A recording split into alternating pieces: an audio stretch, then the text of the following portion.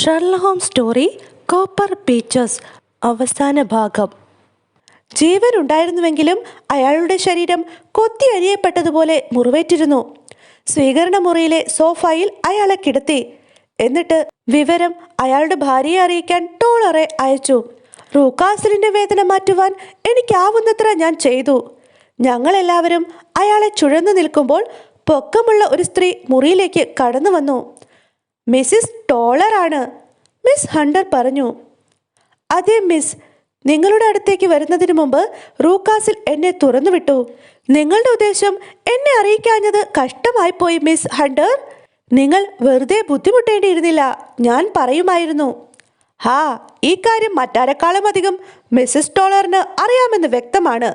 ഓവ് sir, എനിക്കറിയാവുന്നത് പറയാൻ ഞാൻ തയ്യാറുമാണ്.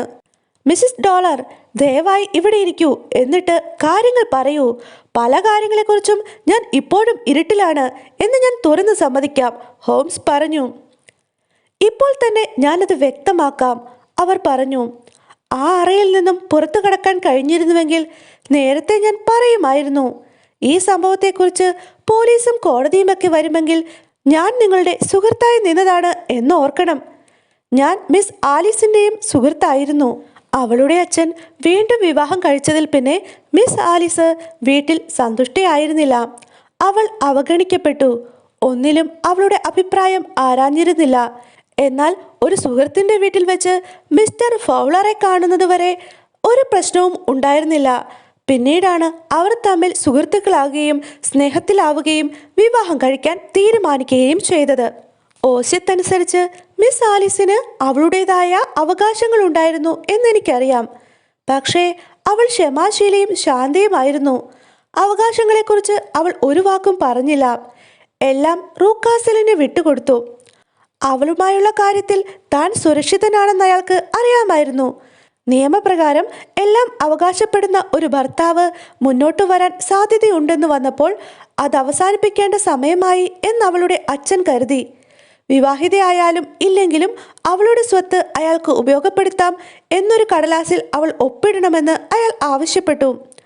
അവൾ അത് ചെയ്തില്ല. അയാൾ അവളെ പീഡിപ്പിച്ചുകൊണ്ടിരുന്നു. അവസാനം അവൾക്ക് തലച്ചോറിന് രോഗം ബാധിച്ചു. 6 ആഴ്ചയോളം മരണത്തിൻ്റെ വാതിക്കലായിരുന്നു. അവസാനം ഭേദമായി. എന്നാൽ അവൾ ഒരു നിഴൽ മാത്രമായി കഴിഞ്ഞിരുന്നു. മനോഹരമായ തലമുടി മുറിച്ചുവെങ്കിലും അതവളുടെ കാമുകനിൽ മാറ്റമൊന്നും വരുത്തിയില്ല. അയാൾ ഒരു പുരുഷന് സാധിക്കുന്നത് പോലെ അവളോടൊപ്പം നിന്നു. ആ, എനിക്ക് ഊഹിക്കാം. നിങ്ങൾ പറഞ്ഞതനുസരിച്ച് മിസ്റ്റർ റൂക്കാസിൽ പിന്നീട് അവളെ ഒരു തടവുകാരിയാക്കി എന്ന് ഞാൻ കരുതുന്നതിൽ തെറ്റില്ല, അല്ലേ? ഇല്ല സാർ. മിസ്റ്റർ ഫൗളറെ കബളിപ്പിക്കാനായി ലണ്ടനിൽ നിന്നും മിസ് ഹണ്ടറെ കൊണ്ടുവന്നു, അങ്ങനെയല്ലേ? അതെ സാർ. മിസ്റ്റർ ഫൗളർ സ്ഥിരോത്സാഹിയായിരുന്നു, നല്ല നാവികൻ. അങ്ങനെയാവണം. അയാൾ ഇവിടെ ചുറ്റിപ്പറ്റി നിന്നു. മിസ്റ്റർ റൂക്കാസിലിൻ്റെ കബളിപ്പിക്കലിലൊന്നും അയാൾ വീണില്ല. കൈക്കൂലി കൊണ്ടോ മറ്റേതു വിധമോ നിങ്ങളുടെ താല്പര്യവും അയാളുടെ താല്പര്യവും ഒന്നാണെന്ന് ബോധ്യപ്പെടുത്തുന്നതിൽ വിജയിച്ചു, അല്ലേ? അതെ സാർ. മിസ്റ്റർ ഫൗളർ ദയാലുവാണ്, ഉദാര മനസ്കൻ, മിസ്സിസ് ടോളർ പ്രസന്നമായി പറഞ്ഞു. മിസ്റ്റർ ആൻഡ് മിസ്സിസ് റൂക്കാസിൽ പോകുന്ന സമയം നോക്കി നിങ്ങളുടെ ഭർത്താവിന് ആവുന്നത്ര കുടിക്കാൻ കൊടുത്ത് അയാളെ ബോധം കെടുത്തുക. കൂടാതെ ഒരു ഏണിയും ഏർപ്പാടാക്കി ശരിയാക്കി വെക്കുക. അതായിരുന്നു നിങ്ങളുടെ ദൗത്യം. അത് നിങ്ങൾ ചെയ്തു, അല്ലേ മിസ്സിസ് ടോളർ? അങ്ങനെ തന്നെ മിസ്റ്റർ ഹോംസ്. ഞാൻ അവരെ സഹായിച്ചു. മിസ്റ്റർ ഫൗളർ മിസ് ആലീസുമായി ഇവിടെ നിന്നും കടന്നു. അങ്ങനെയാണ് സംഭവിച്ചത്, ഹോംസ് പറഞ്ഞു. നിങ്ങളോട് ക്ഷമയാചനം ചെയ്യേണ്ടതുണ്ട് മിസ് ടോളർ. ഞങ്ങളെ കുഴക്കിയതെല്ലാം നിങ്ങൾ വ്യക്തമാക്കിയിരിക്കുന്നു. ഇതാ ഡോക്ടറും മിസ്സിസ് റൂക്കാസിലും വന്നുവല്ലോ. മിസ്റ്റർ വാട്സൺ, നമുക്ക് വിഞ്ചെസ്റ്ററിലേക്ക് മിസ് ഹണ്ടറോടൊപ്പം മടങ്ങിപ്പോകാം. അതാവും ഭേദം. കാരണം നമുക്കിവിടെ തങ്ങുവാൻ ഇനി കാരണമൊന്നുമില്ല.